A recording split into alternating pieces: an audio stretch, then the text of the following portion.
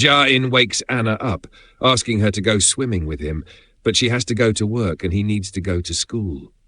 Outside, the weather turns severe and the streets begin to flood. Anna prepares breakfast for Ja-in on her own.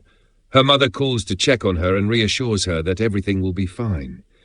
Suddenly, Anna hears the sound of running water from an unknown source. Water starts flooding the apartment, quickly covering the floor. The water level rises until it reaches the windows. An announcement reports that the flood has reached the 3rd floor of 3 buildings.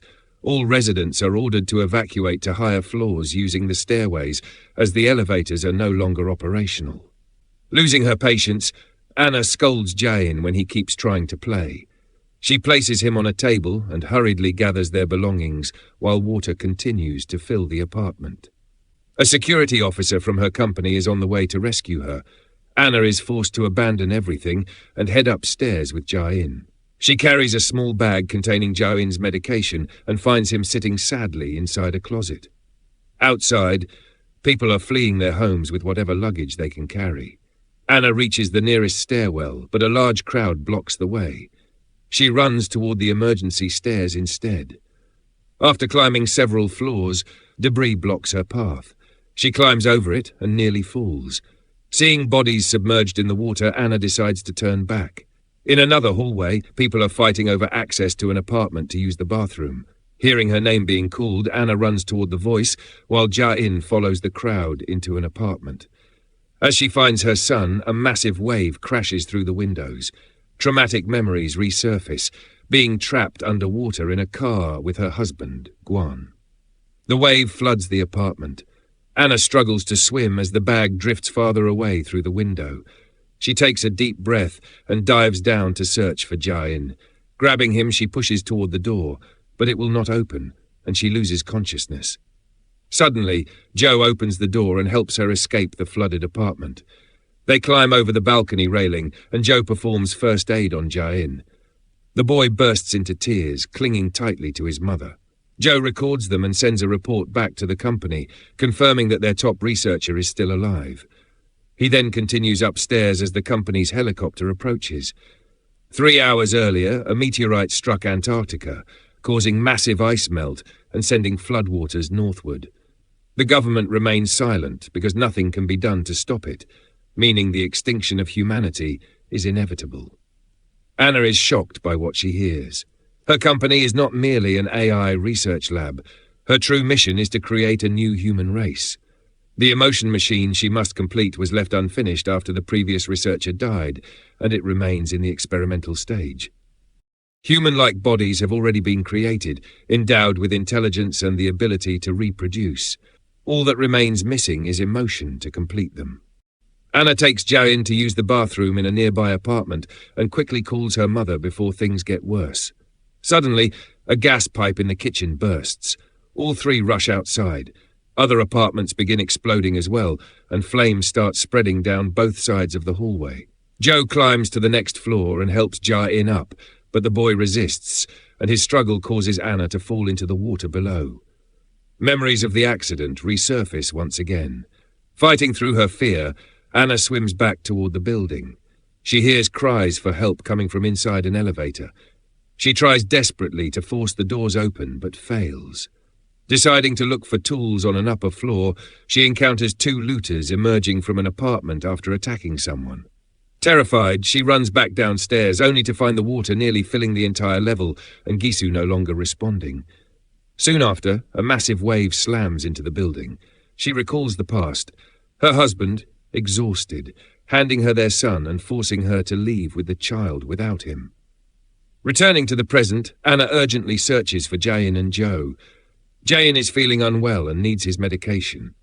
Determined to help him, Anna searches through nearby apartments. Joe tries to stop her, saying the company has Ja-in's data and can recreate him, but Anna refuses. She enters an apartment and prepares sugar water for Ja-in as a temporary solution. Anna remembers once telling her supervisor that she wanted to give up Ja-in. It was not because of Kwon's death, but because she believed she was not suited to be a mother. Yeonmo later confirms that the emotion machine has been completed. Within a few months, the company plans to take their children to be cloned, and they are still debating whether they should create them. Outside, the sun rises and the storm has passed. Joe offers to take Anna to a shelter, but Jae-in is excluded. Joe reveals that his mission was to observe what Anna would do with Jae-in. He also shares that he carries memories very similar to hers. The three continue upward as another massive wave approaches. In the hallway, Anna sees a pregnant woman crying for help. Joe signals her to ignore it and keep moving. Jae-in asks whether Anna felt the same way when she was pregnant with him. Anna remains silent, unable to tell him the truth, that he is not her biological son. Joe urges her to hurry. Yeonmo's child has died, and Jae-in is the scientist's only remaining hope to create a new humanity. They finally reach the rooftop, where Joe reads the instructions sent by the company. Their top priority is to prevent human extinction. Anna must immediately report back to the laboratory to complete the emotion machine. Jae-in is identified as Newman 77 and is separated from her. Anna begs for help. Joe then reveals that Yeon-mo did not die. She fled with her child, choosing to face the end together rather than abandon it. Jae-in is sedated as preparations are made to shave his head. Heartbroken, Anna pleads to keep Jae-in with her until they reach the shelter. But there is no shelter. Everyone is going to die. Joe is shot dead right in front of her, and only Anna is taken away. She says goodbye to Jae-in and leaves with the data device extracted from him, sealed inside a small case. As the helicopter departs, she finds Jae-in's swimming goggles still in her pocket. The entire planet is about to be submerged.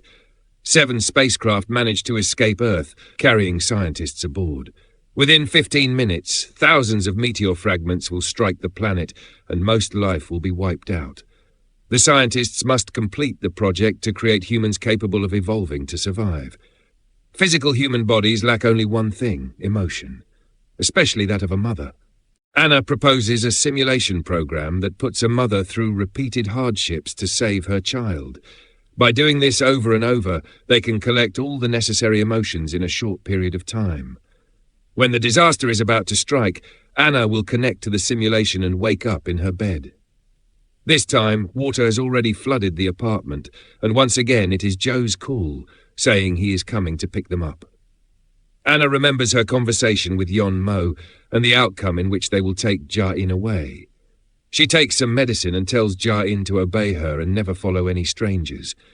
Jae-in calls her a liar when he asks why he is always 6 years old every day. Anna ignores it, picks him up, and runs toward the stairwell, but both sides are crowded with people. A massive wave crashes into the building. Anna holds Jae-in tightly and swims up to the surface. She manages to lift Jae-in onto a corridor first, but when she tries to climb up after him, he is gone. Another huge wave slams into the area. Anna looks into the floodwaters between the buildings and sees Jae-in struggling to swim. The current is too strong and she cannot reach him. She suddenly remembers a previous simulation and finds Jae-in's swimming goggles in her pocket. Suddenly, a car crashes into her from behind and the simulation resets. In simulation run number 787, Joe performs CPR and revives Anna. He shows her a photo proving that Jae-in followed the crowd and that the child she saw in the water was not him. Anna immediately goes to look for Jae-in, but Joe stops her. She grabs his gun and fires a warning shot. The apartment explodes, killing her once again. In simulation number 1931, Joe catches Anna just before she falls. Afraid that he will take her son away, she jumps into the water. She then spots Jae-in on another balcony, being held back, and swims back toward the building. She hears that Hae-soo is trapped inside again. Anna attempts to save the girl in every simulation and fails each time, until simulation number 4007. Using a mop handle from a cleaning closet, she finally manages to open the elevator. They move together to the next floor. Hae-soo tells Anna about some looters who mentioned a child. Anna knows exactly where to look based on previous simulations. This time she confronts the man. When she asks about Jae-in, they ignore her, thinking she is crazy. Joe's voice calling out causes the looters to pull her inside to avoid being discovered. They drag her in, and Anna struggles to escape, but she is slammed into a wardrobe and assaulted. She fights for her life and grabs a hammer that falls out of the closet. She escapes, but then a second man rushes out and drags her back. Hae-soo opens the door just in time. She is the granddaughter of the elderly couple who live in the apartment. Joe regains control of the situation and throws the two looters out through the window. However, Ja-in is still nowhere to be found. Anna asks Jisoo to come with her before the apartment is flooded, but Jisoo chooses to stay with her grandparents. Joe asks the company for help to search the entire building for Ja-in using boats. Anna is determined to find her son before things get worse. In simulation number 7993, she sees security personnel shooting down looters. This time, a pregnant woman gives birth. Anna helps carry the baby and gives them her jacket. Anna feels guilty about all the times she ignored the drawings. Ja-in sent to her phone and never looked at them. Suddenly, Joe shouts that he has found Ja-in. In reality, it is a trap. As soon as she enters the apartment, agents step out and arrest her.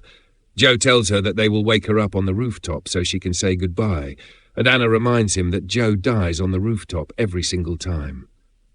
In simulation number 3417, the truth is revealed. Joe tries to ask for more details, but he is not allowed to know. Eventually, Joe begins to see brief flashes from previous runs. Using a trophy from a shelf, he defeats the agents. Unfortunately, one of them is still alive and tries to shoot Joe. Anna saves him by using another agent's gun. She remembers that Joe once injected her with a shot that fully awakened her, so she asks him to do it again. Anna then reveals the entire story. Every attempt to save Ja-in has failed. Even this conversation has happened multiple times, and they have tried fighting the agents together, but they always fail. In simulation number 21499, Anna and Joe are trapped in another firefight. To change their strategy, they climb out through a window to reach another floor. Joe stays behind to fight the agents, so Anna can continue searching for her son. Anna is captured in an apartment when a massive wave crashes through the window and sweeps everyone away. She swims around searching for Ja-in, but cannot find him. The water level rises until she can reach the rooftop. She checks a nearby cabinet and finally finds him. He is unresponsive. Anna apologizes for abandoning him so many times. Suddenly, Ja-in wakes up and comforts her. She kept her promise and came back for him. But the truth is different. Meteor fragments struck the spaceship carrying Anna, leaving her critically injured. In order for her to remain with Ja-in, her brain was used in a simulation program before she died. Scientists extracted her memories and uploaded them into their system, hoping the data could help humanity. A massive wave is about to engulf the building. Anna gives Ja-in his swimming goggles and tells him to swim away. He jumps into the water while agents capture his mother. In reality, Ja-in is one of the children printed by the company to develop child AI, and this simulation exists to build data. Anna escapes and jumps into the water with her son, who is clinging to an antenna pole. In the end, the simulation program is successfully completed. The data of Anna and Ja-in are placed into newly printed bodies and sent to another planet to begin a new society carrying the memories of humanity. But one final question remains. Do the bodies printed later share the same memories? Do they have the same DNA? And can they reproduce on their own?